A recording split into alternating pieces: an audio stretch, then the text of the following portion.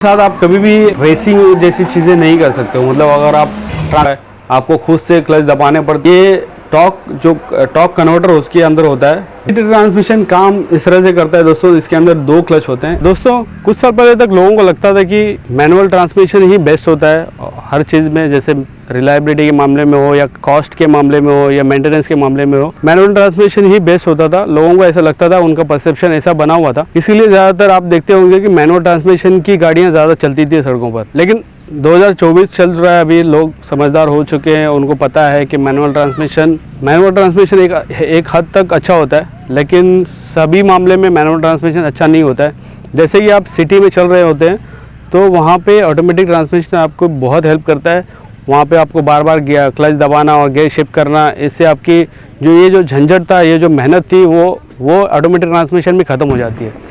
तो इसीलिए जहाँ तक मुझे लगता है, अभी 2024 में जो पहले ऑटोमेटिक ट्रांसमिशन का शेयर था 12-13% का शेयर था, अभी मुझे लगता है 30-40% के आसपास ऑटोमेटिक ट्रांसमिशन की गाड़ियाँ सड़कों पर चल रही है। ठीक है, और इसीलिए ज़्यादातर आप देख रहे होंगे ऑटोमोबाइल कंपनियाँ ऑटोमेटिक ट्रांसमिशन ही ज़्यादातर लॉन्च कर रही है। और आगे भी आप देखेंगे फ्यूचर में ऑटोमेटिक ट्रांसमिशन ही चलने वाले हैं, क्योंकि जो भी इलेक्ट्रिक गाड़ियाँ आएंगी वो मैनुअल ट्रांसमिशन के साथ में नहीं आने वाली, जो भी आएंगी वो ऑटोमेटिक ट्रांसमिशन के साथ में ही आने वाली है। तो आज जो आप गाड़ी ले रहे हो, वो अगर आप मैनुअल ट्रांसमिशन लेते हो तो हो सकता है, अगर आप उसको लंबे समय तक रखते हो, 8-9 साल तक अगर रखते हो, वो गाड़ी की रीसेल वैल्यू हो सकता है 6-7 साल 8 साल के बाद में उसकी रीसेल वैल्यू बहुत घट जाए, क्योंकि लोग ज़्यादातर ऑटोमेटिक लेना ही पसंद करेंगे। लेकिन सवाल ये उठता है कि ऑटोमेटिक में कौन सा ट्रांसमिशन ले।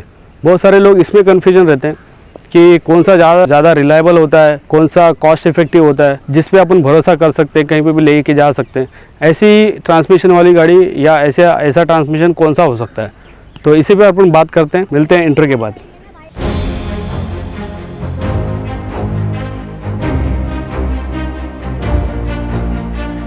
हेलो दोस्तों, कैसे हैं आप लोग? उम्मीद करता हूँ मज़े में होंगे। दोस्तों सबसे पहले हम बात करते हैं मैनुअल ट्रांसमिशन के बारे में, मैनुअल ट्रांसमिशन के फ़ायदे के बारे में। ठीक है, मैनुअल ट्रांसमिशन के बहुत सारे फ़ायदे हैं दोस्तों। मैनुअल ट्रांसमिशन तो बहुत पॉपुलर है ही, और ऑलरेडी इंडिया में सारे लोग मैनुअल ट्रांसमिशन चलाते थे। अब तक 2024 आया है तो इसमें भी अभी काफ़ी सारे लोग मैनुअल ट्रांसमिशन ही चलाना पसंद करते हैं, क्योंकि एक लोगों का परसेप्शन बना हुआ है कि मैनुअल ट्रांसमिशन सबसे बेस्ट होता है और सबसे सही होता है, और इसीलिए बहुत सारे लोग मैनुअल ट्रांसमिशन लेना ही पसंद करते हैं। और इसमें कुछ फ़ायदे भी हैं। फ़ायदे ये है कि दोस्तों अगर आप गाड़ी चला रहे हो तो इसमें माइलेज एक हद तक आपके कंट्रोल में होता है, माइलेज निकालना भी। उसके अलावा गाड़ी आपको कभी भी ओवरटेकिंग के टाइम पे या क्रूजिंग के टाइम पे आपको मैनुअल ट्रांसमिशन का मतलब ज़्यादा से ज़्यादा यूज़ कर सकते हो।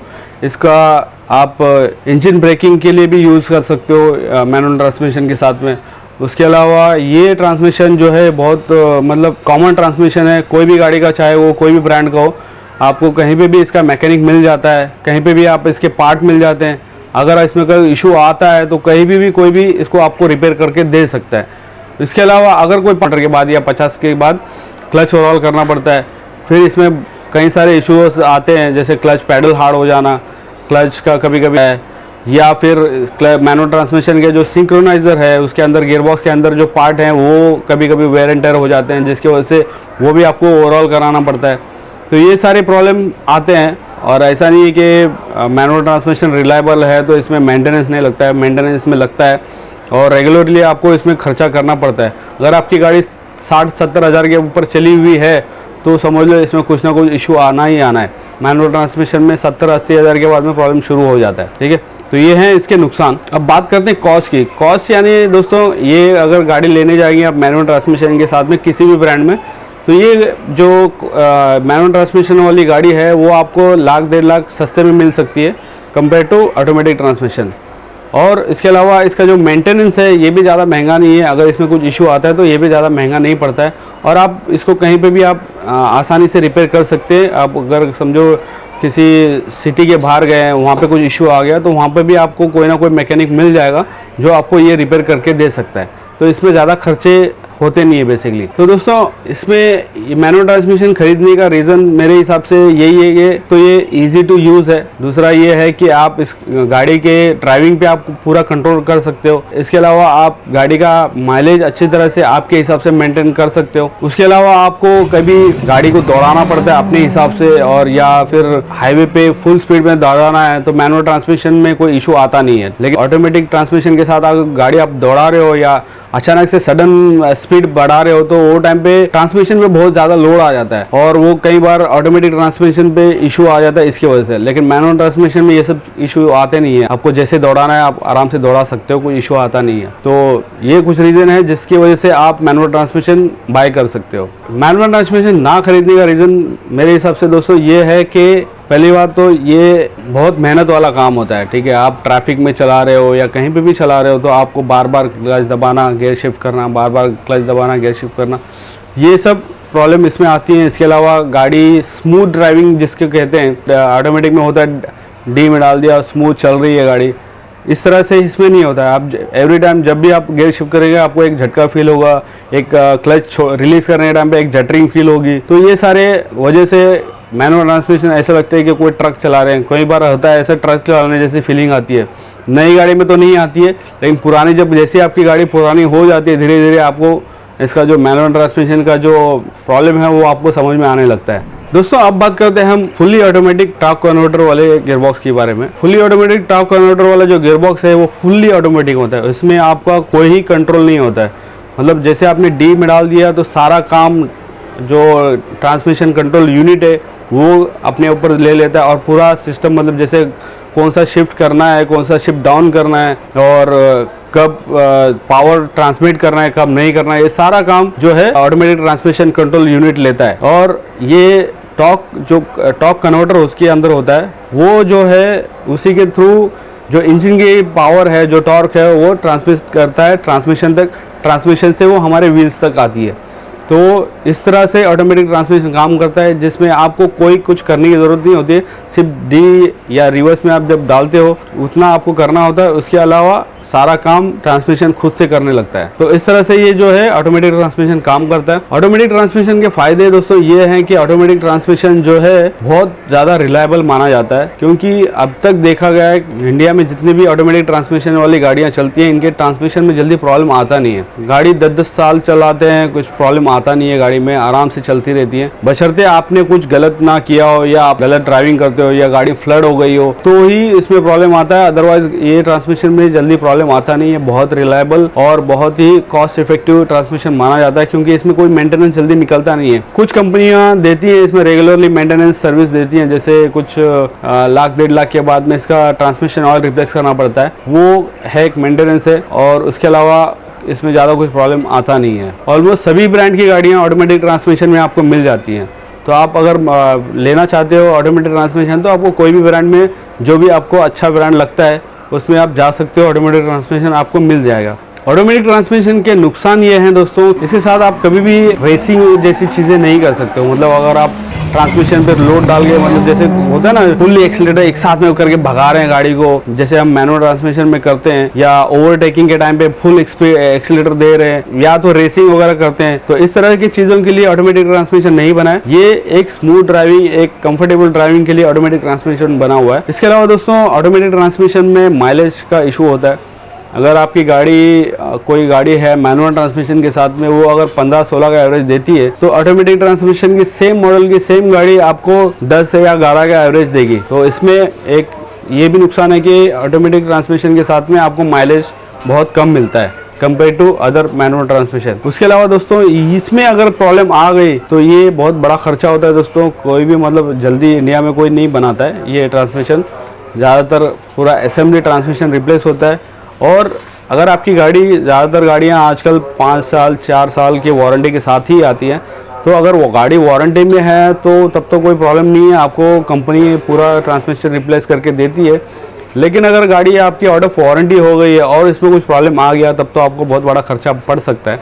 तो ये थोड़ा महंगा, और गाड़ी आप लेने जा रहे हो ऑटोमेटिक ट्रांसमिशन वाली, तो ये भी गाड़ी आपको 1 लाख 1.25 लाख के आसपास महंगी मिलती है। सस्ती नहीं मिलती है, ठीक है। तो ये एक नुकसान है ऑटोमेटिक ट्रांसमिशन का। ऑटोमेटिक ट्रांसमिशन वाली गाड़ी बाय करने का रीजन ये है दोस्तों कि अगर आप चाहते हो कि एकदम कंफर्टेबल ड्राइविंग चाहिए जिसमें आपको कोई जर्किंग, कोई मतलब जटरिंग, कोई वाइब्रेशन कुछ नहीं चाहिए, एकदम स्मूथ ड्राइविंग चाहिए और बम्पर टू बम्पर ट्रैफिक में भी आपको कोई दिक्कत होनी नहीं चाहिए, आपको मेहनत नहीं करनी है, बार बार क्लच दबाओ और गियर शिफ्ट करो, तो आपको ऑटोमेटिक ट्रांसमिशन के साथ जाना चाहिए। और इसके साथ साथ ये ट्रांसमिशन बहुत रिलायबल भी है, 10-10 साल 15-15 साल तक कुछ इशू आता नहीं है। अगर आप चाहते हो कि बार बार मुझे ट्रांसमिशन के रिलेटेड या जो क्लच मैनुअल का ट्रांसमिशन में जो क्लच रिप्लेसमेंट का जो खर्चा आता है हर 30-40 हज़ार के बाद में 25,000-30 हज़ार का जो खर्चा लगता है क्लच ओवरऑल का, इसमें मुझे ये सब मुझे करना नहीं है। बस वन टाइम अगर पेमेंट करके मुझे 10 साल 8 साल 10 साल तक टेंशन फ्री होकर गाड़ी चलानी है, भले ही आपको थोड़ा माइलेज कम मिले लेकिन आपको कंफर्टेबल और स्मूथ ड्राइविंग चाहिए, तो आप ऑटोमेटिक ट्रांसमिशन के साथ में जा सकते हो। ऑटोमेटिक ट्रांसमिशन ना बाय करने के रीज़न ये है दोस्तों कि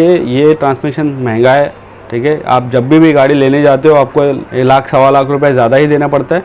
उसके अलावा ये इसके पार्ट जल्दी मिलते नहीं, जल्दी रिपेयर नहीं होता है, आपको कहीं पे भी इसके आसानी से मैकेनिक नहीं मिलेगा जो ये सब चीज़ें आपको रिपेयर करके दे सके। ये पूरा असेंबली रिप्लेस होता है। अगर इसमें प्रॉब्लम आ गई या ट्रांसमिशन में प्रॉब्लम आया तो समझ लो 3 से 4 लाख का खर्चा है गाड़ी में, तो इस बहुत महंगा ट्रांसमिशन है। अगर बाई चांस आपकी गाड़ी में ये प्रॉब्लम आता है तो आपको ये खर्चा करना पड़ सकता है अगर गाड़ी आपकी आउट ऑफ वारंटी हो जाती है तो। इसके अलावा इस ट्रांसमिशन के साथ माइलेज भी कम आता है और इस ट्रांसमिशन के साथ वाली गाड़ी में आपको ज़्यादा मतलब भगाना, छेड़छाड़ या जो क्या कहते हैं ओवरटेकिंग वगैरह करते हैं, उस तरह की चीज़ें आप ऑटोमेटिक ट्रांसमिशन के साथ में नहीं कर सकते हो। बहुत ही आराम से, प्यार से, मोहब्बत से चलाना पड़ता है, अदरवाइज ये अगर खराब हो गया तो ये बहुत बड़ा खर्चा हो सकता है, ठीक है। तो ये थे इसके नुकसान। बात करें हम डीसीटी ट्रांसमिशन की, तो डीसीटी ट्रांसमिशन के फायदे ये हैं दोस्तों, ये चलाने में सेम वैसे ही है जैसे आपकी ऑटोमेटिक ट्रांसमिशन वाली गाड़ी होती है। इसमें सिर्फ आपको डी में डालना है, बाकी सारा काम ट्रांसमिशन कंट्रोल मॉड्यूल खुद से कर लेता है।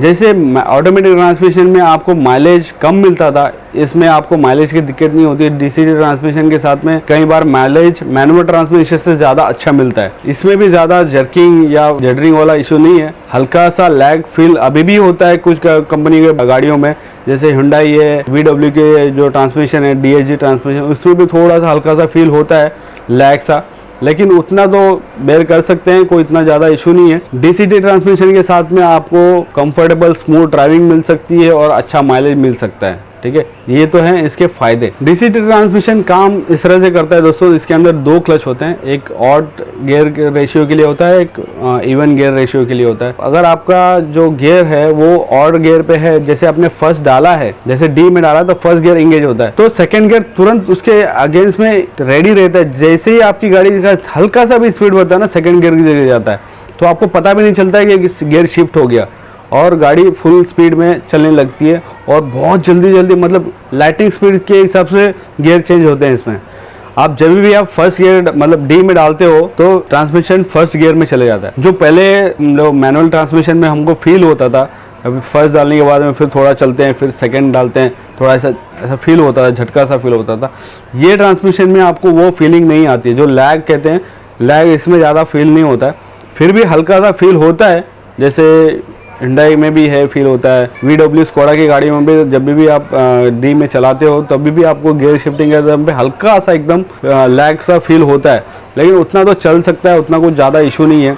उसके अलावा ये ट्रांसमिशन पूरा इलेक्ट्रॉनिकली कंट्रोल होता है। जैसे हुंडई के डीसीटी ट्रांसमिशन में 2 अलग अलग एक्चुएटर दिए हुए हैं, एक क्लच के लिए और एक गियर शिफ्टिंग के लिए, लेकिन दूसरी कंपनियों में ऐसा नहीं है। दूसरी कंपनियों में मैकेट्रॉनिक दिया हुआ है, उसके अंदर पूरा मैकेट्रॉनिक ही क्लच कंट्रोल और गियर शिफ्टिंग दोनों ही मैकेट्रॉनिक काम करता है। लेकिन हुंडई और किया में 2 अलग अलग एक्चुएटर दिए हुए हैं क्लच और गियर के लिए। तो इसमें डीसीटी ट्रांसमिशन में भी कुछ अलग अलग मॉडल के गियर हैं, लेकिन कहलाते हैं सभी डीसीटी, क्योंकि इसमें डुअल क्लच होता है। तो इस तरह से ये डुअल डीसीटी ट्रांसमिशन काम करता है। डीसीटी ट्रांसमिशन दोस्तों आजकल सभी कंपनियों में आने लगा है, एक्सेप्ट मारुति मेरे ख्याल में नहीं देती है, और टोयोटा में भी मैंने नहीं देखा है डीसीटी ट्रांसमिशन। उसके अलावा Hyundai है, किया है और टाटा है, VW स्कोडा भी है, ये भी देते हैं। तो और भी मेरे ख्याल में हो सकता है और भी कंपनियां हों जो DCT ट्रांसमिशन के साथ में अपनी गाड़ियां बेचती हों। सभी कंपनियां इसको अलग अलग नाम से बुलाती हैं, कोई इसको DCT कहता है, कोई इसको DCA कहता है, काम सबका एक ही है।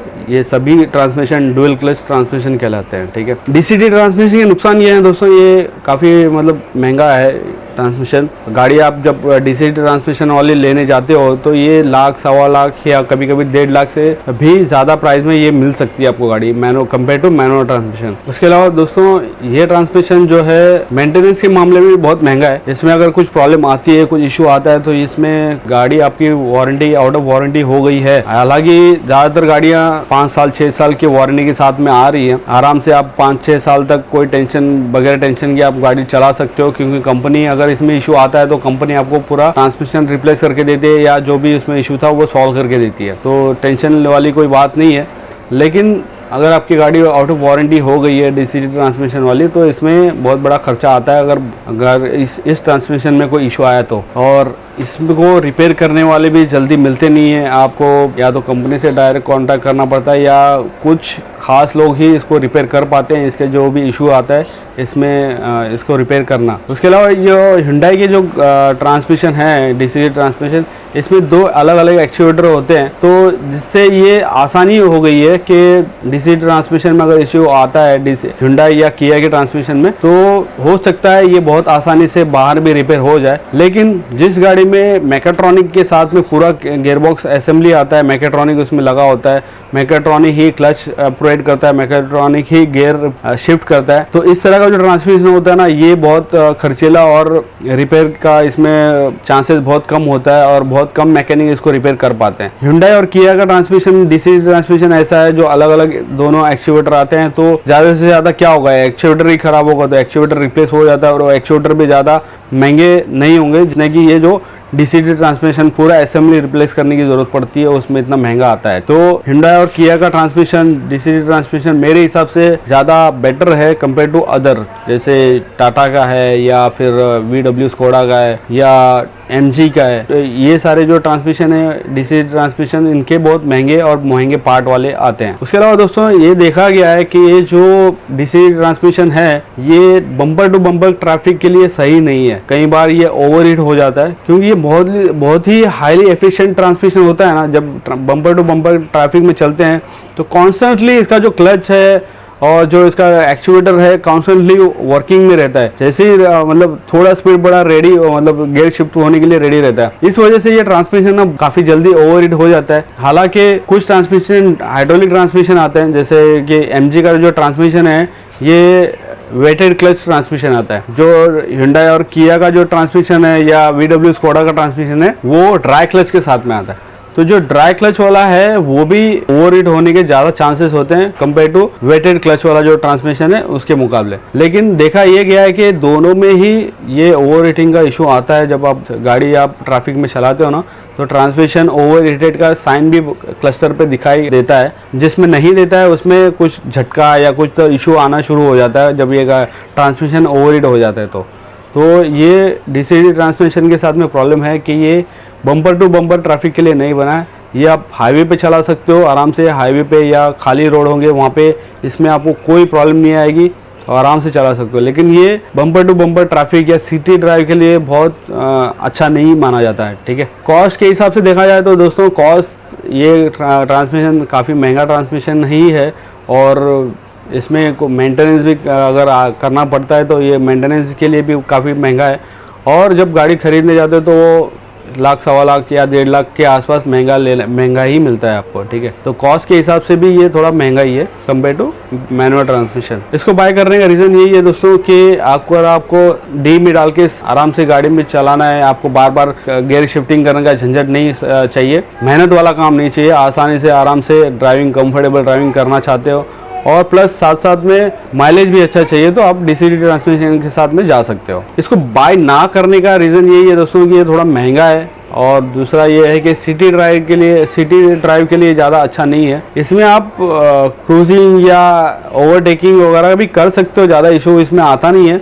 लेकिन बस ये है कि सिटी ड्राइव या बम्पर टू बम्पर ड्राइव के लिए उतना अच्छा ट्रांसमिशन नहीं है। इसमें कभी कभी इशू आ जाते हैं या ओवरहीट होने के चांसेस होते हैं। ठीक है, मेरे हिसाब से ये एक रीजन है कि ये सिटी ड्राइव के लिए ज़्यादा अच्छा नहीं है ट्रांसमिशन। अब बात करते हैं DHG ट्रांसमिशन के बारे में। DHG ट्रांसमिशन ये VW स्कोडा में देते हैं दोस्तों। ये वही है जो DCT कहते हैं अपन, लेकिन कि ये थोड़ा DCT से अलग है। अलग इस मायने में है कि ये जो है ट्रांसमिशन मैकेट्रॉनिक एक सिंगल यूनिट के साथ में आता है, पूरा ट्रांसमिशन एक यूनिट के साथ में आता है। इसमें एक ही मैकेट्रॉनिक दिया हुआ है जो क्लच शिफ्टिंग के लिए भी काम करता है और गियर शिफ्टिंग के लिए भी काम करता है। जैसे Hyundai और Kia में अलग अलग 2 एक्चुएटर दिए हुए हैं ना, इसमें एक ही दिया हुआ है पूरा यूनिट, पूरा मैकेट्रॉनिक दोनों काम करने के लिए। इसलिए इसको VW स्कोडा वाले इसको DHG ट्रांसमिशन कहते हैं, डायरेक्ट शिफ्ट गियर। देखा जाए तो ये भी कुछ अलग नहीं है, सेम ही है DCT और DHG, और MG का भी सेम ही है DCT, उसमें भी डुअल क्लच आता है। लेकिन वो भी थोड़ा अलग है कंपेयर टू Hyundai या VW स्कोडा का जो DHG उससे। वो ऐसा है कि उसमें जो है वेटेड क्लच आता है, उसमें ऑयल जाता है, ऑयल रहता है उसके क्लच में, जो गियरबॉक्स के ट्रांसमिशन के साथ में इनबिल्ड होता है वो क्लच। वो भी क्लच में प्रॉब्लम आता है लेकिन जल्दी नहीं आता है कंपेयर टू इन जो ट्राई क्लच आता है ना, उनमें ज़्यादा प्रॉब्लम आती है, उसमें कम प्रॉब्लम आता है। और वो MG वाला जो ट्रांसमिशन है या MG वाला DCT है वो और भी महंगा है कंपेयर टू इन Hyundai और VW स्कोडा की जो ट्रांसमिशन है उससे, और उसका मेंटेनेंस भी बहुत महंगा है और वो और भी ज़्यादा मतलब क्या कहते हैं खर्चीला गियरबॉक्स है कंपेयर टू इन दोनों के। अदरवाइज ये सारे ट्रांसमिशन एक ही है, इनको DHG कह लो या DCT कह लो या फिर DCA कह लो, और सारे ही चीज़ें वही सेम अप्लाई होते हैं जो Hyundai के DCT ट्रांसमिशन के साथ में होता है। इनमें भी सेम ओवरहीटिंग का इशू है, सेम खर्चा इसमें भी आता है, सेम पार्ट के भी इशू इसमें है, सेम मैकेनिक भी इसके जल्दी नहीं मिलते हैं जो इनको रिपेयर कर सकें। ठीक है, DHG को ज़्यादा डिस्कस करने की ज़रूरत नहीं है। जो चीज़ें मैंने DCT ट्रांसमिशन के बारे में बताई है वही सारी चीज़ें DHG ट्रांसमिशन पे भी अप्लाई होती हैं। दोस्तों अब बात करते हैं AMT ट्रांसमिशन के बारे में। AMT मेरा खुद का अपना पर्सनली मुझे बहुत पसंद है AMT ट्रांसमिशन। तो ये जो ट्रांसमिशन है दोस्तों ये है तो मैनुअली, लेकिन इसको ऑटोमेटिक बनाया गया है। इसमें मैकेट्रॉनिक या इसको कह लीजिए कंट्रोल यूनिट लगाया गया है ऑटोमेटिक, मैनुअल को ऑटोमेटिक ऑपरेट करने के लिए। ठीक है, इसमें सारी चीज़ें वही है जो एक मैनुअल ट्रांसमिशन में आता है। गियरबॉक्स सेम है, क्लच सेम है, सब कुछ सेम है, लेकिन इसको ऑटोमेटिकली ऑपरेट किया जाता है कंप्यूटर के थ्रू। कंप्यूटर भी ज़्यादा कोई बड़ा नहीं होता है, छोटा सा कंट्रोल मॉड्यूल रहता है, उसी के थ्रू इसको ऑपरेट किया जाता है। ये ऑटोमेटिकली आप इसको जब भी आप डी में डालते हो तो खुद से first gear, second gear, third gear इसको खुद से ऑपरेट करता है। वो आपको थोड़ा सा फील भी होता है जब गियर शिफ्ट होते हैं ना, जब तो आपको जब गाड़ी चलाने में फील भी होता है। अभी मारुति ने इसको बहुत ज़्यादा अच्छा बना दिया है, मारुति में ज़्यादा फील होता नहीं है, जो लैग जो ऐसा एक फील होता है ना जब गियर शिफ्ट होता है, तो इसमें मारुति में भी ज़्यादा फील नहीं होता, ना ही Hyundai में ज़्यादा फील होता है। Hyundai की जो स्मार्ट ऑटो है इसमें भी ये प्रॉब्लम नहीं है, मतलब इसमें भी इतना फील पता ही नहीं चलता आपको गाड़ी आप AMT चला रहे हो, ऐसा लगता है ये ऑटोमेटिक चला रहे हो, एकदम स्मूथ सा इसमें फीलिंग आती है। और मुझे खास तौर पे इसलिए पसंद है क्योंकि ये एक तो खर्चा कम है, इसमें प्रॉब्लम्स कम आते हैं, उसके अलावा ये एकदम ईजी टू यूज़ है और ईजी टू मेंटेन है, और इसे ज़्यादा कॉस्ट इफेक्टिव है कंपेयर टू जो DCT ट्रांसमिशन है या ऑटोमेटिक ट्रांसमिशन है उससे। इसकी वर्किंग सेम है जैसे हम मैनुअल ट्रांसमिशन यूज़ करते हैं, उसमें सिंगल क्लच दिया हुआ है, गियर डालते हैं, क्लच दबाते हैं, गियर डालते हैं। उसी तरह से जब हम D में डालते हैं तो इसको क्लच दबाना और गियर शिफ्ट करने का काम पूरा कंट्रोल यूनिट करता है। तो इसी तरह से ये काम करता है, ज़्यादा इसमें टेंशन की बात है नहीं। अगर इसमें इशू आता है तो डायरेक्ट जो भी फॉल्ट कोड आते हैं वो फॉल्ट कोड चेक करने होते हैं, और वो ज़्यादातर वो यूनिट ख़राब होता है या तो आपका जो क्लच है वो ख़राब होता है, जिससे कभी कभार इसमें इशू आता है। सभी ब्रांड सभी अपने अपने हिसाब से इसको सेल कर रहे हैं AMT ट्रांसमिशन को। कोई इसको स्मार्ट ऑटो कहता है, कोई इसको AMT कहता है, कोई इसको कुछ और नाम से बुलाता है। सभी AMT है और सभी अपने अपने हिसाब से इसको अपना अपना नाम देते हैं। ठीक है, लेकिन एक बात बता दूं दोस्तों, रेनॉल्ट या निसान का जो AMT है वो मेरे हिसाब से बहुत ही फेल AMT है। उसमें बहुत ज़्यादा जटरिंग, बहुत ज़्यादा लैग इसमें फील होता है। अगर आप रेनॉल्ट या निसान की गाड़ी लेने जा रहे हो तो आप AMT मत लेना, उसमें बहुत ज़्यादा प्रॉब्लम है। अगर आपको AMT ट्रांसमिशन की गाड़ी लेनी है तो आप Hyundai की लो या मारुति की लो। ये मेरे हिसाब से सबसे सक्सेसफुल AMT ट्रांसमिशन वाली गाड़ियाँ इनके पास हैं। तो अगर आपको AMT लेना है तो आप रेनॉल्ट या निसान के साथ मत जाना, Hyundai या मारुति की AMT गाड़ी ले सकते हो आराम से।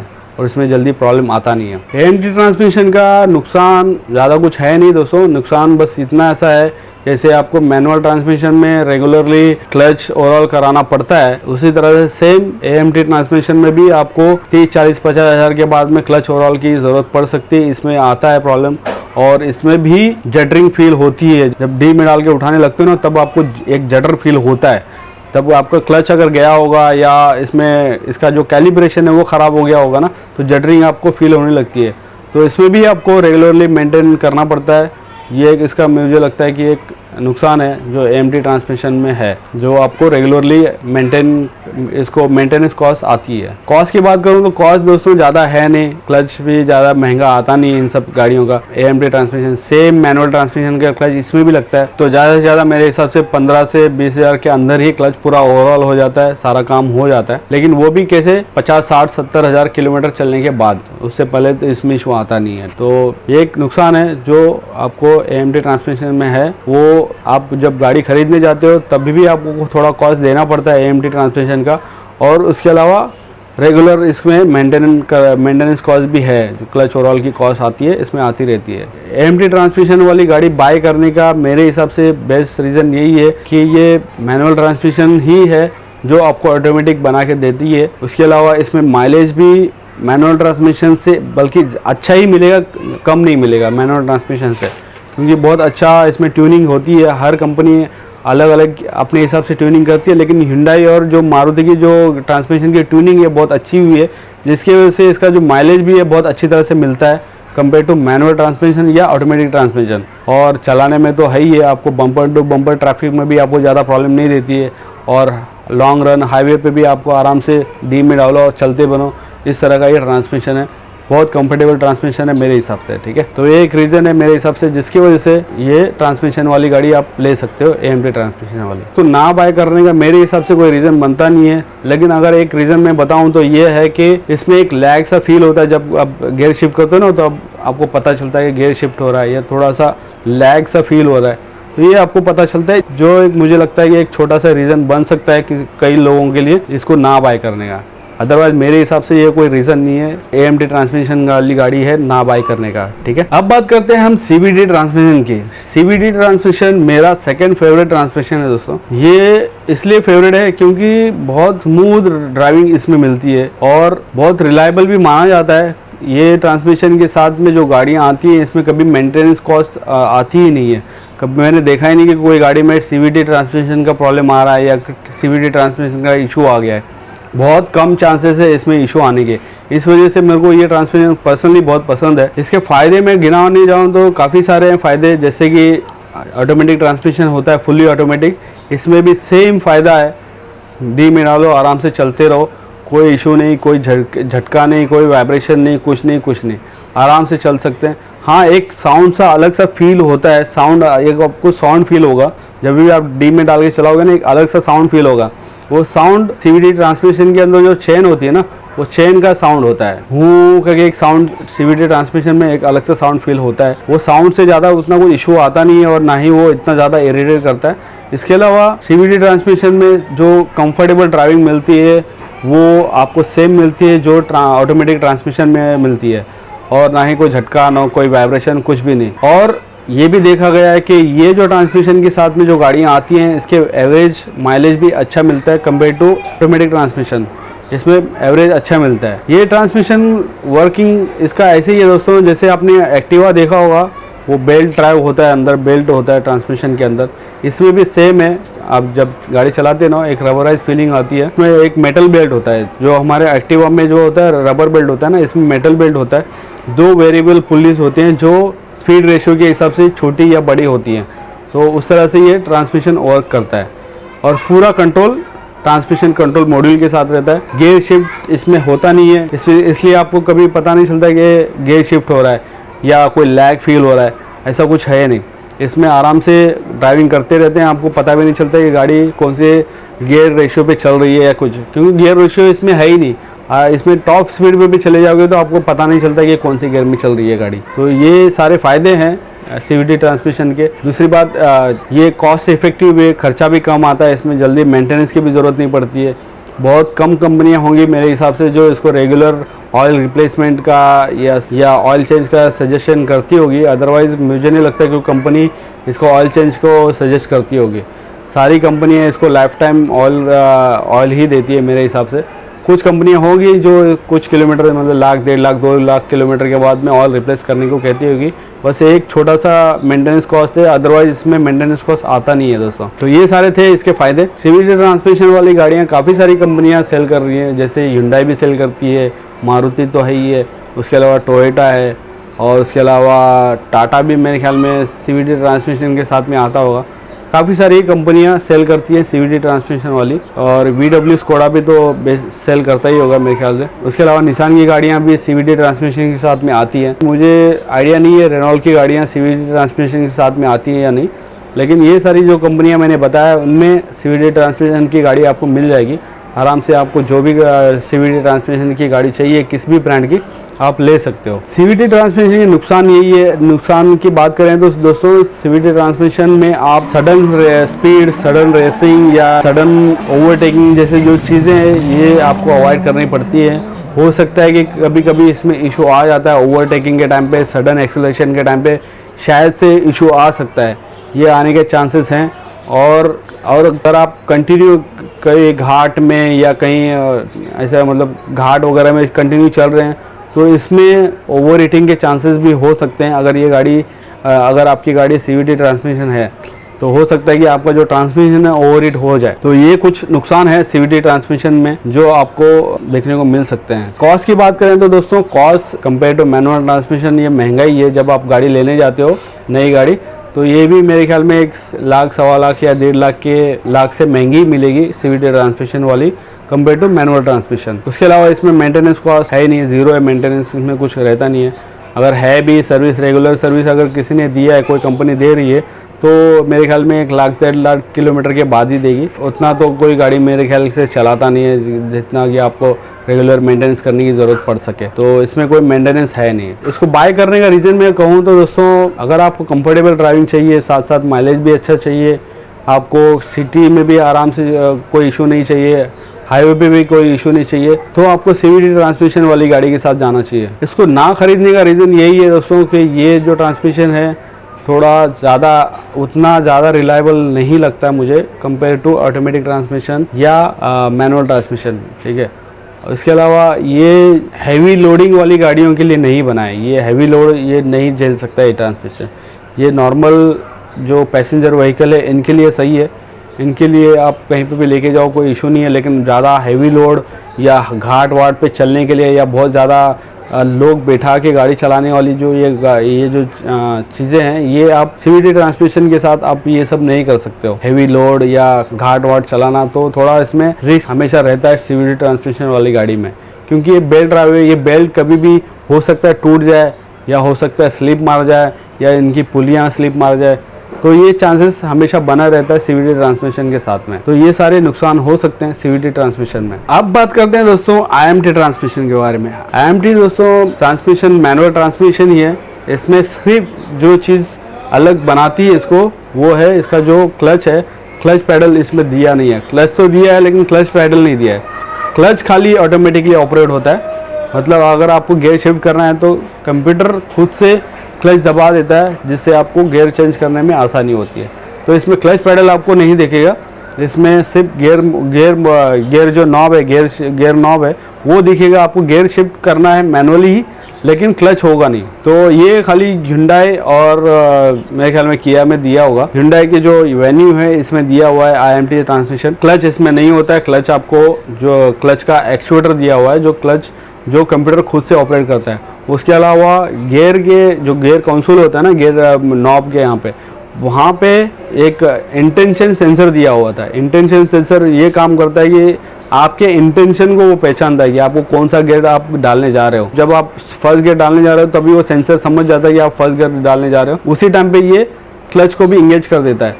फिर आप गियर शिफ्ट कर देते हो, फिर सेकेंड गियर डालते हो। ये सारा काम कंप्यूटर खुद से सेंसर के थ्रू इंफॉर्मेशन लेके क्लच ऑपरेट करने का काम ट्रांसमिशन कंट्रोल मॉड्यूल करता है। तो बस ये फ़र्क है मैनुअल ट्रांसमिशन और IMT ट्रांसमिशन में कि वो जो क्लच है उसको कंप्यूटर के थ्रू इलेक्ट्रॉनिकली ऑपरेट किया जाता है। यही है IMT ट्रांसमिशन।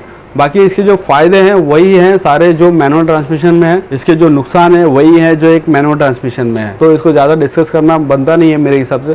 कॉस्ट की बात करें तो कॉस्ट हो सकता है ये थोड़ा महंगा मिले कंपेयर टू मैनुअल ट्रांसमिशन। एक 50,000, 60,000, 70,000, 80,000 अलग अलग कंपनी के हिसाब से अलग अलग इसकी कॉस्ट हो सकती है। अगर आप गाड़ी लेने जा रहे हो तो हो सकता है 50-60,000 महंगा मिले। और उसके अलावा ये इसमें मेंटेनेंस भी वही है जो एक मैनुअल ट्रांसमिशन में आता है। रेगुलरली आपको क्लच ओवरऑल कराना पड़ सकता है, इसमें भी जटरिंग वाला इशू आ सकता है, इसमें भी गियर शिफ्टिंग हार्ड का इशू आ सकता है। तो ये सारे फैक्टर इसमें भी हैं, इसमें भी आपको रेगुलर मेंटेनेंस की ज़रूरत पड़ सकती है। ठीक है, इसको खरीदने का रीज़न यही है दोस्तों, अगर आपको क्लच से छुटकारा चाहिए, बार बार क्लच दबाना नहीं चाहते हो, आपको सिर्फ गियर मैनुअली कंट्रोल करना है और फुल स्पीड से भगाना है गाड़ी, तो आप ये IMT ट्रांसमिशन के साथ जा सकते हो। और इसमें आपको माइलेज भी अच्छा मिलेगा जो आप एक नॉर्मल गाड़ी में मिलता है, मैनुअल ट्रांसमिशन वाली गाड़ी में माइलेज मिलता है, सेम माइलेज इसमें भी मिल सकता है। इसमें भी आप कंट्रोल कर सकते हो माइलेज को। तो ये मैनुअल ट्रांसमिशन ही है, इसको क्लच को खाली ऑटोमेटिकली ऑपरेट किया जाता है। खरीदने का रीज़न बस ये है। और नुकसान के बारे में बात करें तो नुकसान इसमें कुछ है ही नहीं। नुकसान की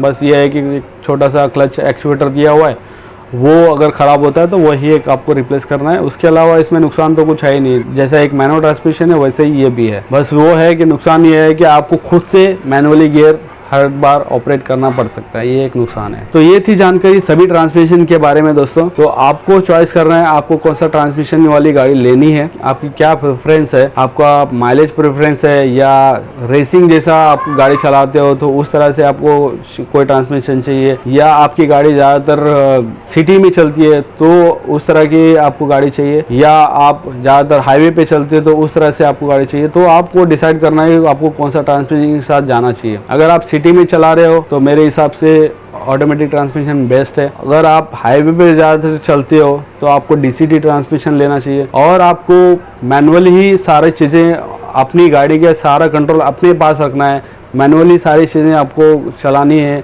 और माइलेज भी आपको अच्छा चाहिए तो आपको मैनुअल ट्रांसमिशन के साथ जाना चाहिए, या आपको AMT ट्रांसमिशन या IMT ट्रांसमिशन के साथ जाना चाहिए। ठीक है, बस ये थी सारी जानकारी।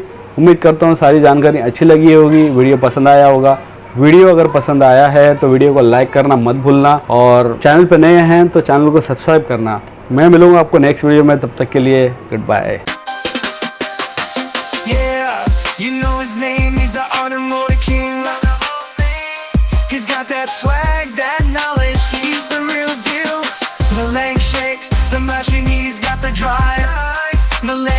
Changing lives with every ride. Automotive genius reaching new heights.